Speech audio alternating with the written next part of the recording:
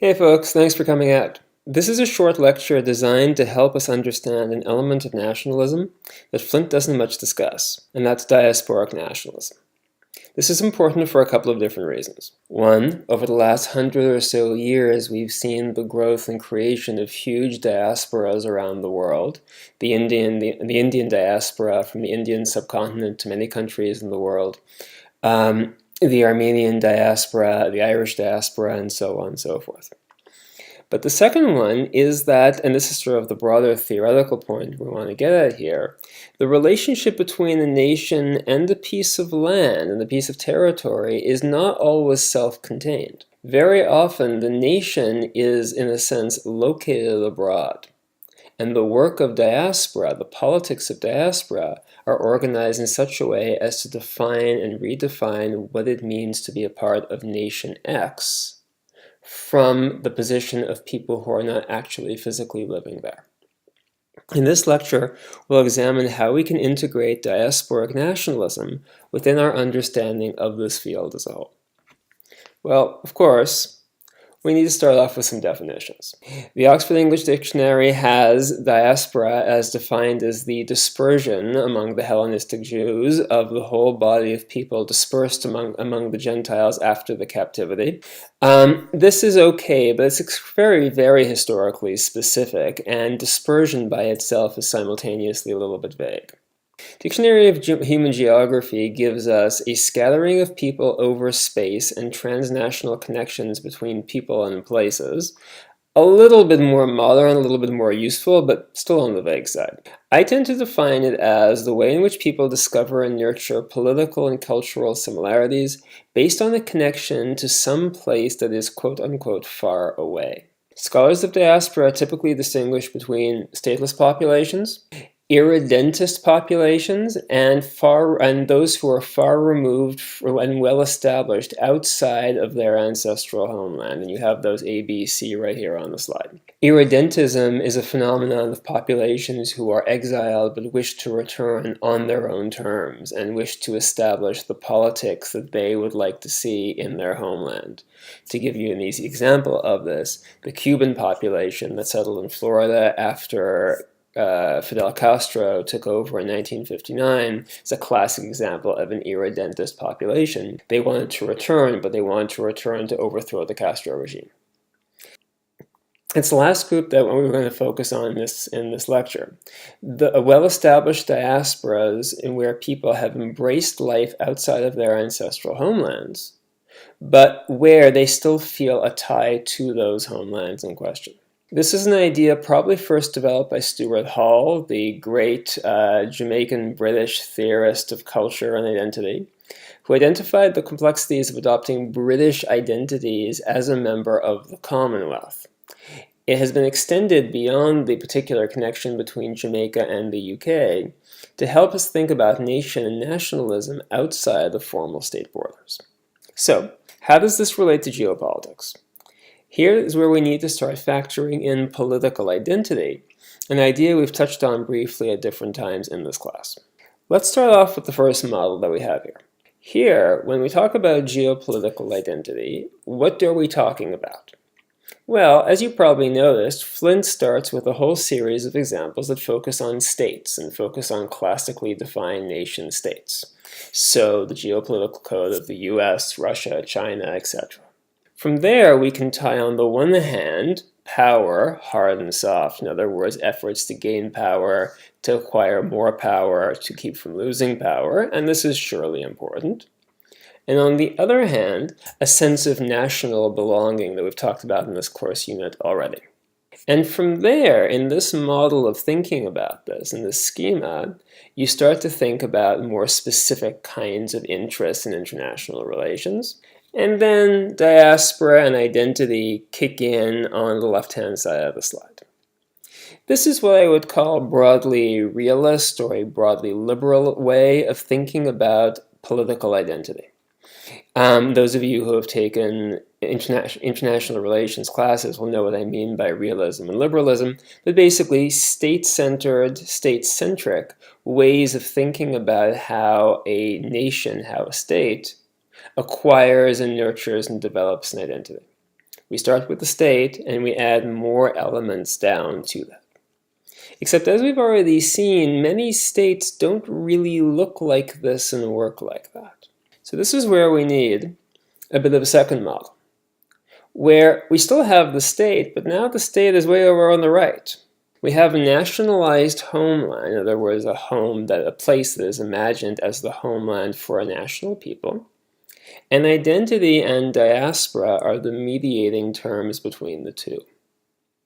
And I would argue that this second model actually better reflects places whose nationalism is heavily defined by a large, substantial diaspora, precisely because the state isn't front and center, it's one element of the puzzle. Yeah, sure, it's important, but it's not the whole thing, and it's not the automatic starting point. And in the case of a number of countries, like Israel, Ireland, Armenia, and a few other cases, we see that really diasporic identities matter as much to the identity of the nation as do the formal institutions of government at home. This is where we start to tie in how this fits into Marston's reading you have in this week's unit of the class. In reality, and this is a quote from an article I've used sometimes in talking about these issues. I didn't use it in this course because it's really long, actually. But in reality, Shane argues, neither the diaspora nor the homeland community ultimately dominates the process of constituting and communicating national identity. A certain degree of flexibility can be preserved because of the distance between homeland and diaspora, and you can read the quotation from there. And we actually see this in lots of different cases. For example, if we look at the top right of the slide, in the case of Armenia, of course, Armenia is known to many people outside Armenia and in the world as a whole for the terrible Armenian genocide of 1915 perpetuated by the so-called Young Turks, the modernizing Turkish army officers, during the First World War. Now, the mobilization of Armenian identity abroad has often focused very heavily on the genocide and on getting the genocide recognized, acknowledged, accepted as a part of human history. This was made more interesting and more complex by the fact that in Turkey, it is, shall we say, very difficult to talk about the Armenian genocide. It's not a topic you just kind of bring up casually. It is not recognized and not believed to be a genocide at all, at least by the ruling parties in power.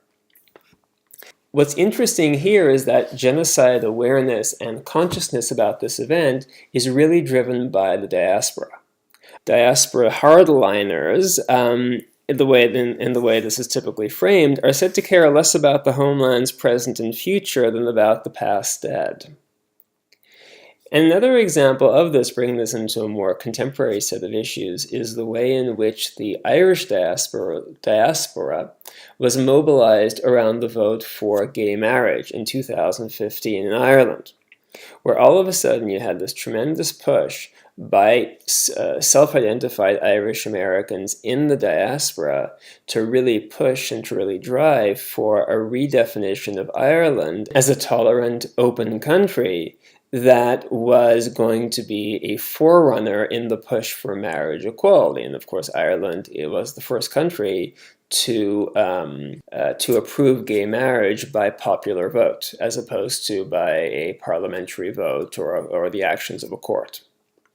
So the mobilization of the Irish diaspora, the so-called #HomeToVote movement, which was very popular on Twitter for a while, is a really interesting example of how diaspora becomes this broader effort to shape what it means to be Irish and to shape what it means to be a member of a global Irish community. We are going to see this in some detail in the context of St. Patrick's Day parades and the material we have in the second part of this week.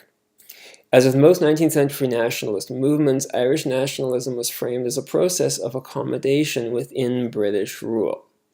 This failure of the global structural context then created conditions for nationalism at home, as of course did the growth of a national population abroad. And the Fenian movement was really a great example of this, where you had this ongoing effort to raise money from Irish Americans, to raise awareness for the Irish nationalist struggle. All the things that they don't really talk about in The Wind That Shakes the Barley. nevertheless are very much going on in the background. The question of where the Irish nation is then becomes a very foundational question, as we see with the debates even in The Wind That Shakes the Barley over the Anglo-Irish Treaty in the last third or so of the film, where you have this very distinctive sense by some of the characters in the film that to still be part of the British Empire and to locate Ireland within this broader structure would be to betray the Irish nation. And this, of course, has been defined and redefined over the course of years, with ongoing transnational developments, St. Patrick's Day parades, support for the Irish Republican Army during the Troubles, so during the 50s and 60s and 70s and 80s, and of course the 2015 vote on gay marriage, which was mentioned earlier. U.S. Irishness has long been identified culturally with Catholicism, St. Patrick's Day parades, and with a story of ascendance through U.S. society. This is really the story that Marston is going to carry us through in her essay on gays and lesbians marching in New York St. Patrick's Day parades, and this will help connect some of these ideas about diaspora to that particular case.